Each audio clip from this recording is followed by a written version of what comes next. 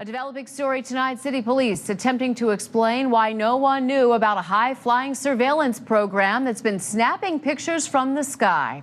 As Jeff Abel shows us, it's creating a real debate over a citizen's right to privacy and an officer's right to patrol. Since the first of the year, if you're on the ground, there's a good chance you're on camera. Good afternoon, everyone. Wednesday afternoon, City Police acknowledged its relationship with Persistent Surveillance Systems, an Ohio company which flies as many as 10 hours a day above the city of Baltimore, using high-tech surveillance cameras to capture real-time pictures on the ground. We aren't surveilling anyone or tracking anyone. We are, however, reacting to calls for service. The only people that should be concerned in the city of Baltimore are criminals. The program, which was exposed by Bloomberg Business Week, says the cameras capture a 30-square-mile area. But on the ground, people look like pixelated dots. But when they move, the cameras follow.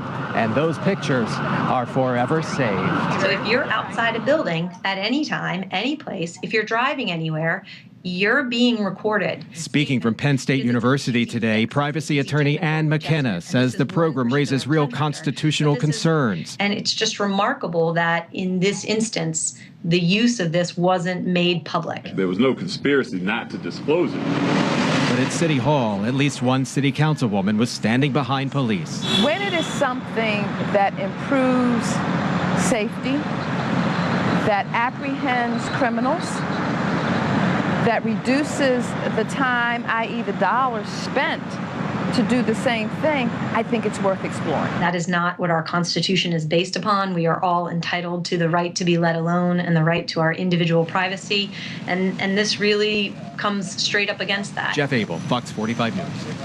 Well, more reaction to this program tonight. Public Defender of Maryland Paul DeWolf said in a statement, it is particularly troubling that the department continues to lack any transparency regarding its technology acquisitions and practices.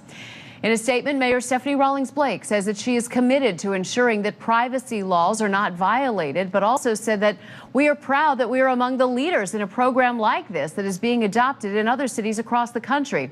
We don't always have to seek out best practices. Baltimore can also create them.